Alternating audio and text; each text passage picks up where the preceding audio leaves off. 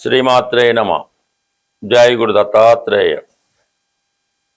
ఈ వీడియోలో మనం మే 17వ తారీఖున మీనరాశిలో సంచరిస్తున్న శని భగవానుడు రేవతి నక్షత్రం మీదకి మారడం జరిగింది. అంటే రేవతి నక్షత్రం అన్నది శని భగవానుని యొక్క జన్మ నక్షత్రం. తన జన్మ నక్షత్రం మీదకి శని భగవానుడు ప్రయాణిస్తూ ఇంచుమించుగా ఇంకా రేవతి తర్వాత ఇంకా మనకి మేషరాశిలోకి శని భగవానుడు వెళ్ళడం జరుగుతుంది. 2వ తారీఖు జూన్ నెల 2027వ సంవత్సరం దాకా కూడా మరి శని భగవానుడు రేవతి నక్షత్రం మీద సంచరిస్తూ అదే నక్షత్రం మీద వక్రగమనం పొంది మళ్ళా కొద్ది రోజులు ఉత్తరాభాద్ర నక్షత్రం మీదకి వచ్చి మళ్ళా రేవతికి వచ్చి ఇంక డైరెక్ట్గా జూన్ 2వ తారీఖున మేషరాశిలోకి ప్రవేశించడం జరుగుతుంది. సో ఏదైనా రేవతి నక్షత్రం అన్నది బుధుని ఆధిపత్యంలో ఉన్నటువంటి నక్షత్రం. శని భగవానుడికి బుధుడు మిత్రగ్రహం అవటం వల్ల మరి ఆ మిత్రుడి నక్షత్రం మీద ప్రవేశించినటువంటి శని భగవానుడు ఏ ఏ రాశుల వారికి ఎటువంటి ప్రభావాన్ని చూపడం జరుగుతుంది అన్న విషయాన్ని మనం ఈ వీడియోలో పరిశీలించడం జరుగుతుంది. తులారాశి వారికి రేవతి నక్షత్రంపై శనిగ్రహ సంచారం ఈ రాశి వారికి ఏ విధంగా ఉండబోతుంది. మరి ఏదైనా ఒక గ్రహం ఒక రాశిలో ప్రవేశించినప్పుడు ఆ రాశ్యాది ఫలితాలు ఇవ్వడం జరుగుతూ ఉంటుంది. అలాగే ఆ రాశిలో ఉన్నటువంటి ఒక నక్షత్రం మీదకి మారినప్పుడు ఆ నక్షత్రం యొక్క ఫలితాలు అంటే నక్షత్రాధిపతి ఆ నక్షత్రాధిపతికి చెందిన భావ ఫలితాలు ఇవ్వడం జరుగుతూ ఉంటుంది. ఇది కొద్దిగా డెప్త్గా ఆలోచించి పరిశోధించవలసింది. అంటే ఇది వింటున్న వాళ్ళకి కూడా కొద్దిగా జ్యోతిష పరిజ్ఞానం ఏమాత్రం ఉన్నా వాళ్ళకి విషయం అర్థమవుతూ ఉంటుంది. ఇప్పుడు ఈ శని భగవానుడు బుధుడి యొక్క నక్షత్రం మీద ప్రవేశించాడు. అంటే రేవతి కామన్గా అనుకుందాం, బుధ నక్షత్రం కాబట్టి బుధుడి యొక్క నక్షత్రం మీద ప్రవేశించాడు. అంటే శని భగవానుడు యొక్క మిత్రుడు బుధుడు కాబట్టి బుధుని ఫలితాలు అనుకూలంగా ఇవ్వడం జరుగుతుంది. బుధుడు యొక్క రాసులైనటువంటి మిథున కన్య ఫలితాలు కూడా ఇప్పుడు యాక్టివేట్ అవుతాయి అన్నమాట. మరి తులారాశి వారికి మిథున కన్యా రాశులు 9, 12 స్థానాలు. తులారాశి అధిపతి శుక్రుడికి బుధుడు మిత్రుడే, శని భగవానుడు మిత్రుడే. సో ఆ కారణం వల్ల మీకు పాజిటివ్ ఫలితాలు రావడం జరుగుతుంది. ప్రధానంగా 9వ స్థానం బుధుడు స్థానం కాబట్టి శని భగవానుడి ప్రవేశంతో మరి 9వ స్థానం ఏం చెప్తాడు అంటే విదేశ ప్రయాణాలు, ఉన్నత విద్య, పుణ్యక్షేత్రాలు, తండ్రి గురువు, మీ యొక్క యజమాని, ఇవన్నీ 9వ స్థానం. ప్రధానంగా లక్ అదృష్టం. 9వ స్థానం బలంగా అదృష్టంగా ఉంటేనే జాతకుడికి బాగుంటుంది. అటువంటిది విద్యార్థులకి ప్రధానంగా ఉన్నత విద్యా అవకాశాలు, పీజీ లాంటి కోర్సుల్లో ప్రవేశానికి విదేశంలో చదువుకునే అవకాశం అన్నది వస్తుంది. అలాగే దూర ప్రాంతంలో ఉన్నటువంటి పుణ్యక్షేత్రాలు దర్శిద్దామనే ఆలోచన, అది ఒక ఫ్లైట్లో ప్రయాణించి వెళ్ళటం. ఎందుకంటే ఈ వాయుతత్వ రాశులు కాబట్టి తొందరగా దూరంగా ఉన్న ప్రాంతాలు వెళ్ళాలంటే వీళ్ళు ఎక్కువగా విమానాన్ని కోరుకుంటూ ఉంటారు. అలాగా దూర ప్రాంతంలో ఉన్న పుణ్యక్షేత్రాలు దర్శిస్తారు. మరి మీ యొక్క తండ్రి గారికి కానీ లేదంటే గురువులకు కానీ మీ యజమానికి కానీ కొంతవరకు వాళ్ళు ఏదో కొత్త యాటిట్యూడ్, కొత్త వ్యాపారం ప్రారంభించడం, వాళ్ళు కొంత నేమ్ అండ్ ఫేమ్ పెరగడం, వాళ్ళు కొంత కష్టపడి జీవితంలో పైకి వచ్చే ప్రయత్నంలో ఒక విధంగా అది వాళ్ళ యొక్క ఇంప్రూవ్మెంట్ ఉంటుంది. అలాగే మీ పిల్లలు దూరంలో ఉన్న విదేశంలో ఉన్న వారికి ఉద్యోగ అవకాశాలు రావడం జరుగుతూ ఉంటుంది. ఇక ప్రధానంగా 12వ స్థానం కాబట్టి మరి ముఖ్యంగా రుణాలు తీర్చే ప్రయత్నం జరుగుతుంది. పెద్ద ఇన్వెస్ట్మెంట్ లాంటిది ఏమైనా చేయడం జరుగుతుంటుంది. ప్రధానంగా విద్యా సంస్థలు స్థాపించడం కానీ, ఏ దేవాలయాలు నిర్మించడం కానీ, వైద్యశాలలు నిర్మించడం కానీ, ఇటువంటి వాటిలో అంటే వాళ్ళ స్థాయిని బట్టి ఆ విధంగా వీళ్ళు కొంత వ్యయం జరుగుతూ ఉంటుంది. అంటే ఏదైనా పిల్లలు చదువు విద్యా సంస్థల్లో చేర్పిస్తే దానికి ఎక్కువ ఫీజు కట్టవలసి ఉంటుంది. హెల్త్ పరమైన విషయాల్లో మీ తండ్రి గారికో గురువుకో ఎవరికో ఒకరికి అనారోగ్య సమస్యల వల్ల వాళ్ళని హాస్పిటల్లో చేర్చడం వల్ల కొంత ధనం వ్యయం అవుతుంది. ఏదైనా ఒక పుణ్య కార్యక్రమం అంటే మీకు కొంత విధంగా పుణ్యం జనరేట్ అవుతుంది. ఈ ఖర్చు అంటే డొనేషన్స్, దేవాలయాలు బాగా చేయించడం, పేదవాళ్ళని చదివించడం, ఇటువంటి సాధారణంగా చేస్తూ ఉంటారు. ఎక్కువగా తులారాశి వారు ఈ సెలబ్రిటీ రంగంలో ఉండడం వాళ్ళు ఎక్కువ గుప్తదానాలు చేస్తుంటారు. వాళ్ళు ఎంత ఇచ్చిందో బయటకు కూడా తెలిస్తే ఒక విధంగా ఇష్టపడుతుంటారని ఎక్కువ వాళ్ళు రహస్యంగానే డొనేట్ చేయడం జరుగుతూ ఉంటుంది. సాధారణంగా ఈ దేవాలయాల్లో ఉన్నటువంటి హుండీల్లో ఎక్కువగా వీళ్ళు డైరెక్ట్గా రసీదు అది తీసుకుని కాకుండా ఆ డొనేషన్ ఎక్కువగా చేసేస్తుంటారు అన్నమాట. వేల రూపాయలు అటు హుండీలో వేయడం అది జరుగుతుంటుంది. ఈ విధంగా ధర్మ కార్యక్రమాలు, పుణ్య కార్యక్రమాలు చేస్తారు. ఏదో ఒక ఆధ్యాత్మిక సంస్థని పెంచి పోషించే ప్రయత్నం జరుగుతుంది. ఇది సినిమా రంగంలో ఉన్న వాళ్ళకి చాలా మంచి నేము సంపాదించుకుంటారు. ఎక్కువ ఆదాయం ఏర్పడుతుంది, అంటే రెమ్యునేషన్ ఏర్పడుతుంది. అందులో కొంత ధనాన్ని మీరు మంచి పనులకి వినియోగించడం జరుగుతూ ఉంటుంది. ఇక ప్రధానంగా మరి జూలై 27 నుంచి డిసెంబర్ 11 మధ్యలో శని భగవానుడు వక్రగమనంలో పొంది 5వ స్థాన ఫలితాలు ఇవ్వబోతున్నాడు. ఆ సమయంలో మీరు సడన్గా ఉద్యోగం మారవలసి ఉంటుంది.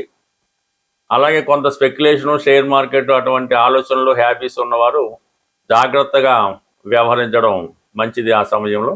బట్ ఏదైనా 2027 జూన్ 2వ తారీఖు వరకు కూడా ఈ శని భగవానుడు తులారాశి వారికి అనుకూలమైనటువంటి 6వ స్థానంలో సంచరించడం జరుగుతుంది.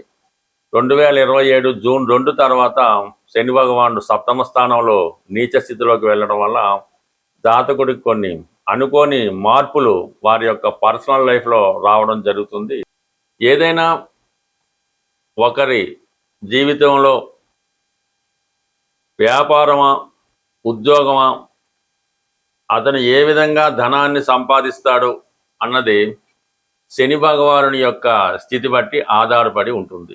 కర్మకారకుడు కాబట్టి మన కర్మని నిర్దేశించడం జరుగుతుంది. అలాగే ఆయుష్కారకుడుగా ఈ భూమి మీద జాతకుడు ఎంతవరకు ఈ శరీరంతో ఉండడం జరుగుతుంది అన్నది కూడా శని భగవానుడు నిర్ణయించడం జరుగుతుంది. అలాగే వివాహ సంబంధించిన విషయంలో వివాహం ఎంత అన్యోన్యంగా ఉంటుంది, ఏ విధంగా ఎన్ని సంవత్సరాల పాటు వారి వైవాహిక జీవితం సాగుతుంది అన్నది కూడా ఈ శని భగవానుని బట్టే రావడం జరుగుతుంది.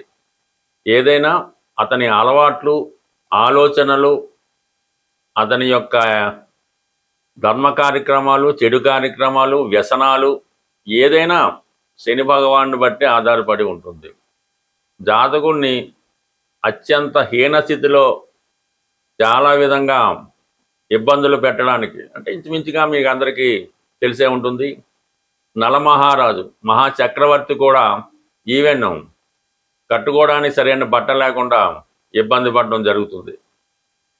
సో అలాగే వైభవాన్ని ఇస్తే ఎంత గొప్ప స్థాయికి తీసుకెళ్తాడో అది ఎవరు ఊహించలేనిది. సో ఈ విధంగా ఈ శని భగవానుడు రేవతి నక్షత్రం మీద ప్రయాణించిన సందర్భంలో ప్రధానంగా ఉన్నటువంటి ఏ రాశుల వారికి ఏ విధంగా ఉంటుందో తెలుసుకుంటూ మరి ఈ పరిహారం అంటే బుధుడు విద్యాకారకుడు, వ్యాపారకారకుడు.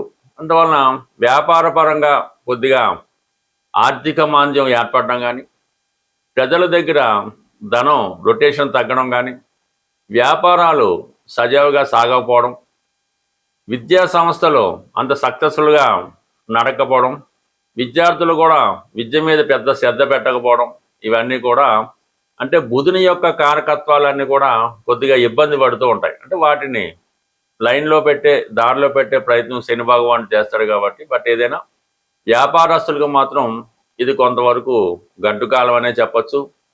ప్రజల దగ్గర రొటేషన్ తగ్గుతూ ఉంటుంది, సేవింగ్స్ తగ్గుతూ ఉంటాయి, అలాగే వాళ్ళ దగ్గర కొనుగోలు శక్తి తగ్గుతూ ఉంటుంది. ఇవన్నీ కూడా ఏ రాశి వారికి ఏ ప్రభావం ఉంటుంది అన్నది, అంటే దీంతో పాటుగా వారి జన్మ పుట్టినప్పుడు ఉన్నటువంటి జన్మ చక్రం బట్టి, జాతక చక్రం బట్టి, జరుగుతున్న దశలను బట్టి, అప్పుడున్న గ్రహస్థితి బట్టి ఆధారపడడం జరుగుతుంది. బట్ ఏదైనా ఈ ప్రభావం ఏ రాశుల వారికి ఏ విధంగా ఉంటుంది అన్నది డీటెయిల్గా తెలుసుకుంటూ చివరిలో ఏ రాశికి ఏ పరిహారం చేసుకుంటే బాగుంటుంది కూడా మనం తెలుసుకొని శని భగవానుడి యొక్క అనుగ్రహానికి పాత్రలొద్దామని ఆశిస్తూ, ఏదైనా శని భగవానుడు గోచార రీత్యా కానీ దశారీత్యా కానీ ఇబ్బంది పడుతున్నప్పుడు చాలామంది ఈ పరిహారాలు అన్నవి చేయించడం జరుగుతూ ఉంటుంది. అందులో ప్రధానంగా శని భగవానుడికి తైలాభిషేకం, శని భగవానుడికి జపం చేయించడం, ఇవి నడుస్తూ ఉంటాయి.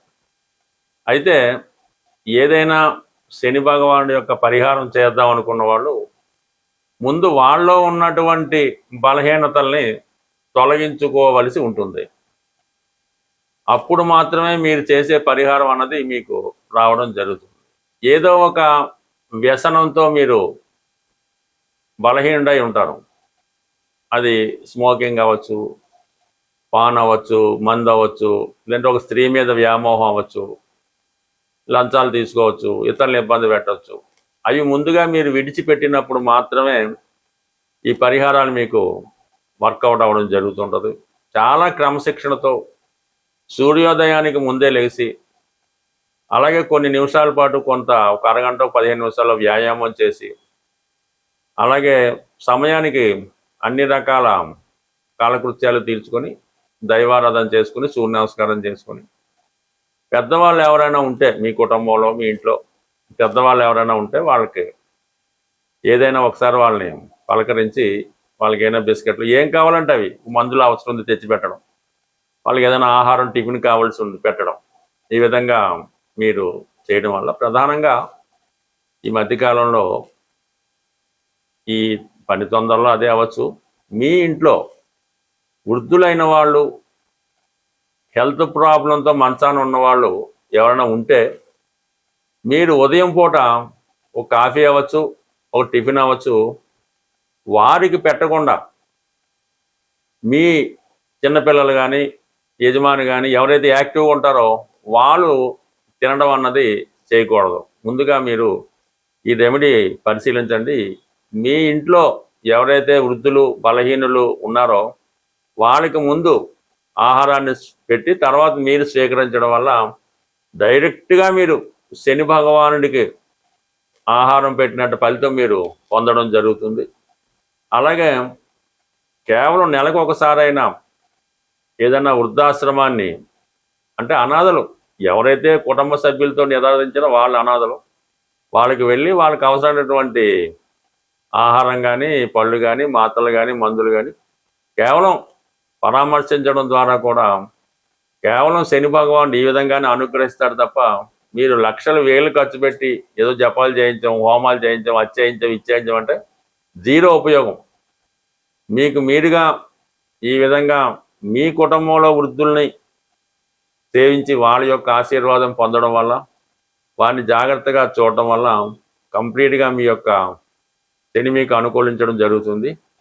శని అనుకూలించినంతగా ఏ గ్రహం కూడా అనుకూలించదు. అందువలన శనిగ్రహ అనుగ్రహం ఉంటేనే మిగతా గ్రహాల అనుగ్రహం కూడా మీరు పొందడం జరుగుతుంది. మరి శని అనుగ్రహం పొందుతారని ఆశిస్తూ స్వస్తి.